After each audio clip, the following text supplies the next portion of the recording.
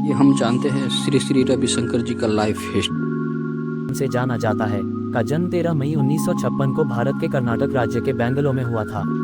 उनके पिता श्री रमाकृष्णा एक सामान्य शिक्षक थे और माता श्रीमती विजय लक्ष्मी एक गृहिणी। श्री रविशंकर का प्रारंभिक जीवन एक सामान्य भारतीय परिवार में बीता, जहां उन्होंने अपने माता पिता से संस्कारों और धार्मिक मूल्यों का पालन सीखा।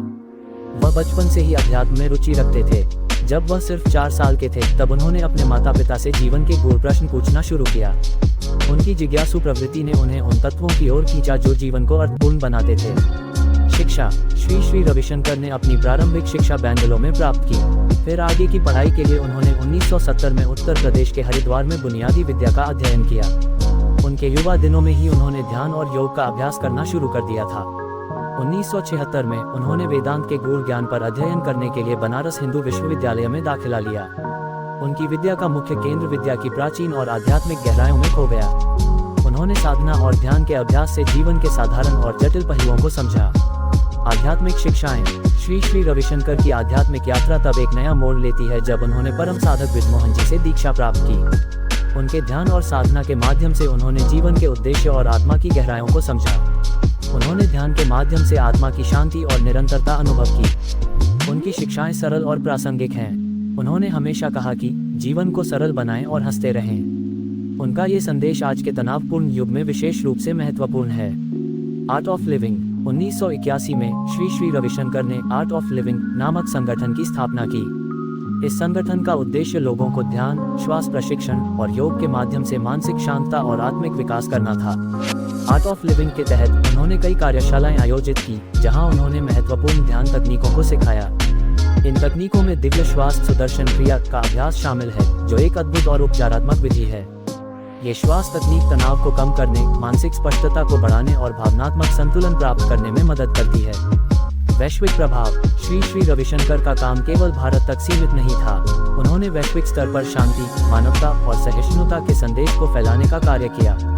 उन्होंने विभिन्न देशों में शांति मिशनों में भाग लिया और संघर्षों को सुलझाने में मदद की। उनकी शिक्षाएं और कार्यक्रम विश्व के कई देशों में आयोजित किए जाते हैं। उन्होंने संयुक्त राष्ट्र के मुख्यालय में भी प्रोग्राम आयोजित किए और वहां अपने विचार प्रस्तुत किए। उनके विचारों ने दुनिया भर के लोगों को प्रेरित किया है। सामाजिक कार्य। श्री श्री रविशंकर ने न केवल आध्यात्मिक कार्य किया, बल्कि वे सामाजिक कार्यों में भी शामिल रहे। उन्होंने ग्रामीण विकास, शिक्षा और नारी सशक्तिकरण के लिए कई कार्यक्रम शुरू किए।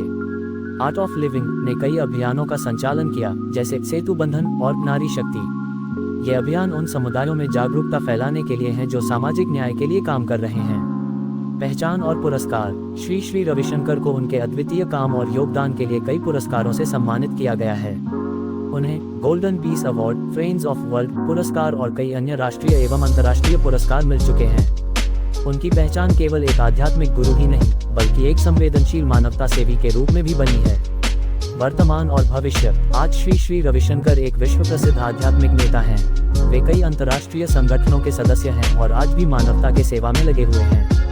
उनका मुख्य लक्ष्य शांति, सद्भावना और मानवता की सेवा करना है। श्री श्री रविशंकर का संदेश है, आंतरिक शांति से ही बाहरी शांति को प्राप्त किया जा सकता है। उन्होंने हमें सिखाया कि सभी भिन्नताओं के बावजूद हम सभी एक ही आत्मा का हिस्सा हैं। निष्कर्ष।